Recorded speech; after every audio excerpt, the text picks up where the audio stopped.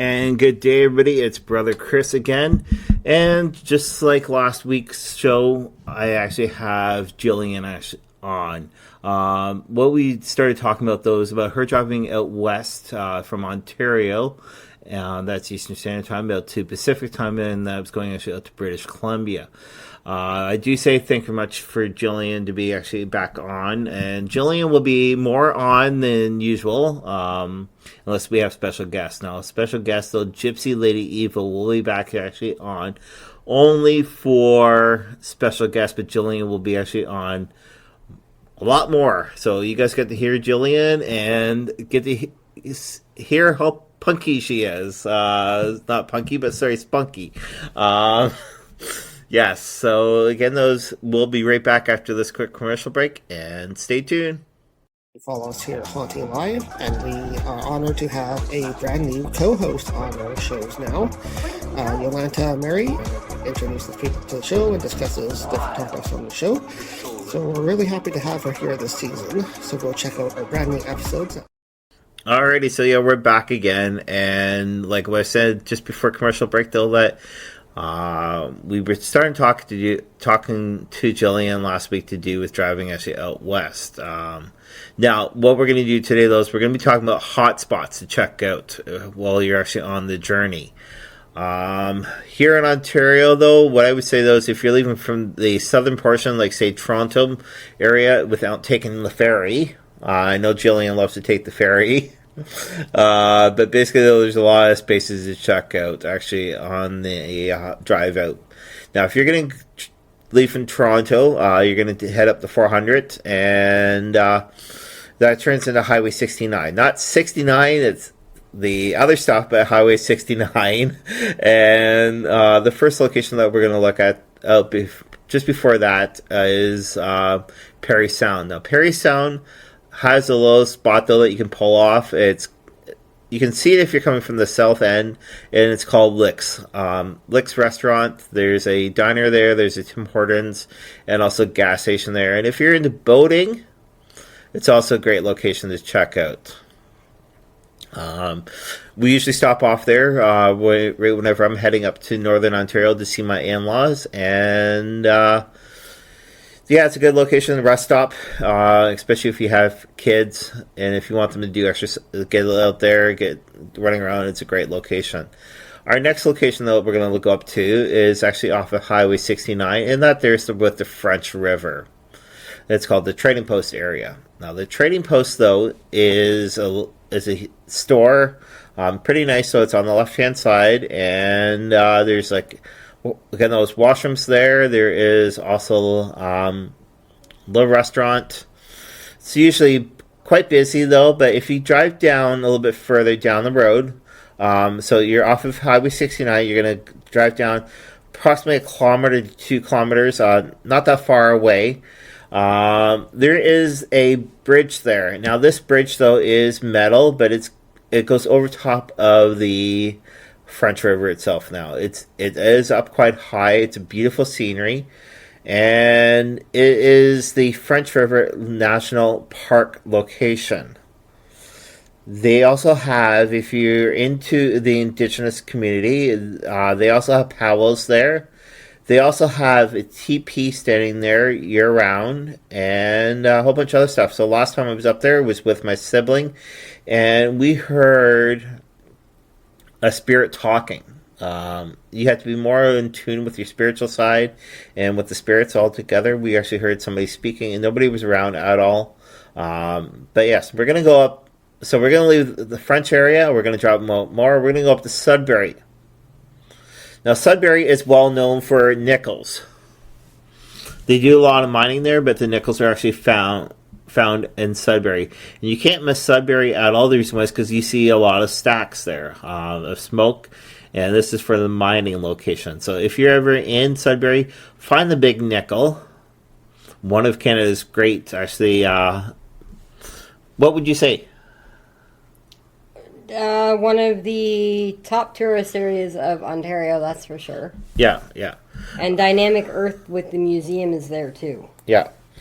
So then, if you're going to head...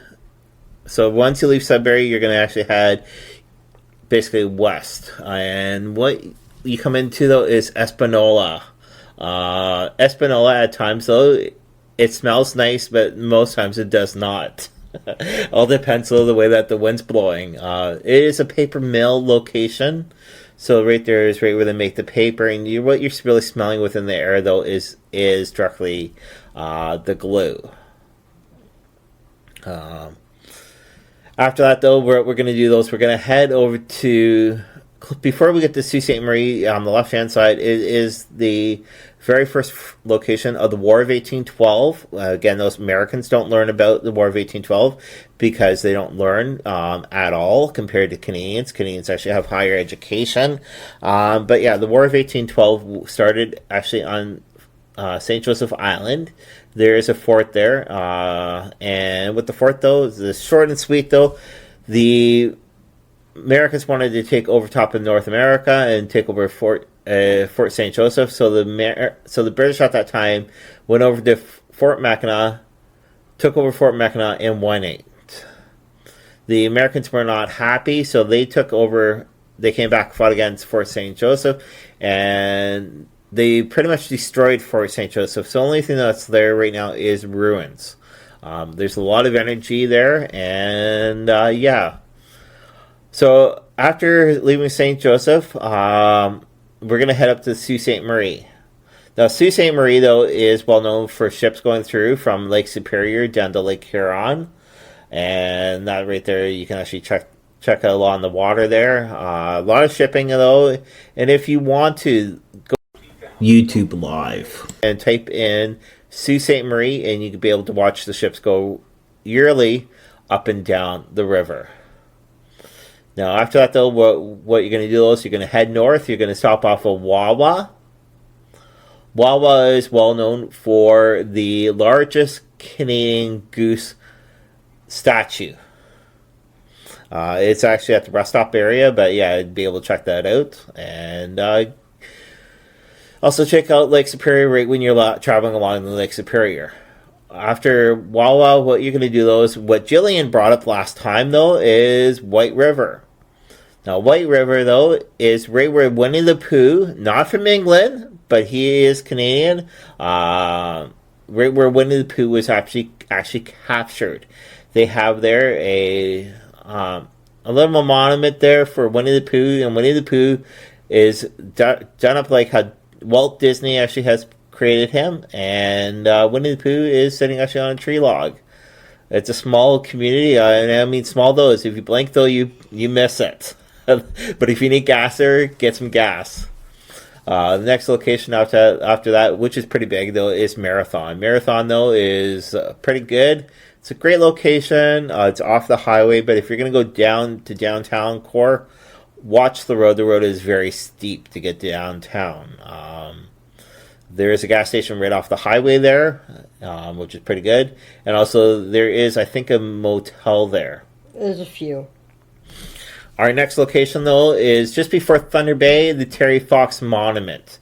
Now, if you're not familiar with Terry Fox did have cancer within his legs. He did have it amputated, and what he did was he pretty much wanted to raise funds, and which is still going on nowadays across Canada. Every single year there's always a Terry Fox run, but Terry Fox only made it from Newfoundland, St. John's area all the way to Thunder Bay before he actually was taken into the hospital and passed away.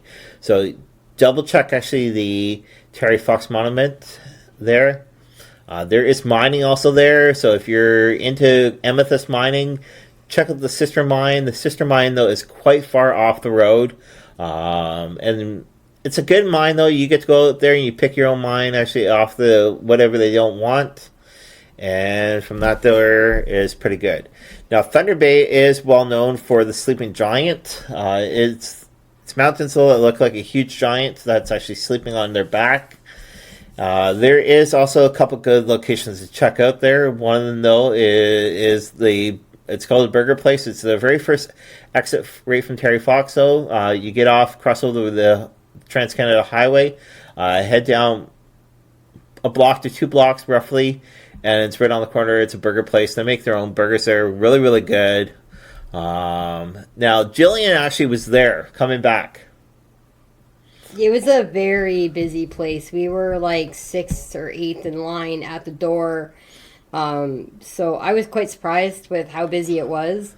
The burger was actually pretty good. We got the french fries and son got the poutine. And when I asked for extra mayo, he just gave me the extra mayo and didn't give me the funny look. I was, normally I ask for mayo for my fries and people look at me and go, I'm crazy. But hey, mayo and fries, they work together just like mayo, fries, and ice cream when you're pregnant. Those work together too. So. Yes. That's my gosh. And then also Thunder Bay also has a great delicacy. Only place you can ever find it. It started this location. It's called the Persian. Now the Persian is combined with donut and cinnamon together. It all depends on which one you're going to get though. It all depends on which one you're going to get though. But grab the original one, which actually has pink icing actually on top. And I bet though that once you try that, you can't stop eating. It's addictive. Jillian was able to bring 4 persons back for Trevor and myself last year, and they were gone within one night. Yeah, it was quite the trip, and I think I bought 8 or 10 to bring back, and both me and Jack had some, but it wasn't for us. It was very dense, very heavy, but it was very sweet, and it had the mix of the one side of the donut, one side of the Cinnabon, but sometimes it works. It's either you love it or you hate it kind of thing. There's like no middle ground on it, but for me it was more of a depending on the day. So yeah. So again, though, Thunder Bay is a great location. So heading actually out west now. But let's mention Kakabeka Falls. Yes. Can't miss that. Can't miss that. So just before you get to as you're leaving Thunder Bay, yes. Kakabeka Falls Provincial Park. Yeah. I would highly recommend getting down there, taking for a walk. Take a half day as you're breaking. If you're going across Canada to drive, that's like a gorgeous place. It takes awesome pictures. I'm not sure of the history because I wasn't there long enough to learn the history, but they offer up a tour, a guided tour and everything, and they have, I believe, a zip line over there. It's like a full family day. Go enjoy. But I would have stayed there longer had I not needed to keep driving. So it's a smaller version, actually, of Niagara Falls. All depends of how the water is. So right when you have a lot of water, it's great. Even right when you don't have enough water, it's still nice. Though they actually have lookout locations there. It's great, especially if you have disability for walking. They want to make sure, though, that if you have a disability for walking, if you need a scooter, if you're in a wheelchair, that you'll be able to see what is there. And again, though, I'm not sure what the price was right when I went there, because we went with friends though that live up there year round, and yeah, like what Jillian said, though, it's worth checking out. Yeah, definitely. All right, and then again, you're leaving Thunder Bay area and you're heading towards Manitoba, but it's a long drive. It is very a long drive. Dryden was one place that we did stop in. It's a very small town. It's got a little bit of everything in there. Again, they've got some parks, they've got some rivers. I enjoyed my stop in Dryden. I believe that's where we actually ended up spending the night. I can't quite remember because it was a while ago. But we ended up getting breakfast there. I know that. And the little hole in the wall that was currently open then had a great egg and toast and sides, and it was awesome. And we ended up taking it with us to go, and we ended up having a meal throughout the day, and we didn't have to make many stops for food. So that was the bonus of Dryden. Kind of that you leave Thunder Bay and you spend many hours driving, many hours. So, yeah. And Kenora is the next town that you would stop into, and that one's a larger town. So it's got its own rich history. It's located with about 2 hours from the Manitoba border. So when you hit Kenora, you're kind of getting there. You're close. Yeah. So then also you've got the border line actually of the provinces. We're not states like what people in the States think. So we actually have provinces up here in Canada.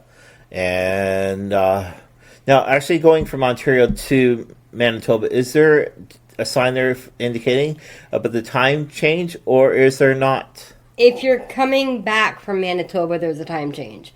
It actually says at this point, at this time, the time changes, welcome to Ontario kind of thing. But leaving into Manitoba, there is really no notice because it's on the other side of the highway. It's a divided highway. So you're coming in, you've got a bunch of trees, you've got the median in front of you. So whatever's on the other side of you, you don't know until you come back that way. So. Okay. All right. So since you've got the map up, you sort of want to let our viewers know about some of the locations. It'd be great to hear from you. Well, the Travel Manitoba is your rest stop after you come out of Ontario. So that's kind of like your area of your info. It tells you which way you're going, your best sites to see. I didn't stay for very long because, when you're driving across Canada, you just want to keep going. And that's where we noticed that the speed went from 80 kilometers an hour to like 100 and 110 kilometers an hour. And I'm going, this is my speed. I am happy now because now I can hit the speed and just keep going. And as you're driving, you're running through all of these little towns and whatnot. So I didn't stop at every single town. I was driving for 3 hours and then stopping for gas and a break. Usually trying to find a place that had a park for the kids to get out, stretch. So trying to keep it family friendly and educational as we drove. Now, how old would you say your kids were right when you did this? Okay, the first time I did it was in 2020 with all 3 kids. So that would have been 10, 14, and 16. And then I went back last year, and my middle child's 18. She was 17 when we got there, and my then 13-year-old son. So they enjoyed the drive. They are definitely well-traveled. So, not a lot of argument, but we did get the "Are we there yet?"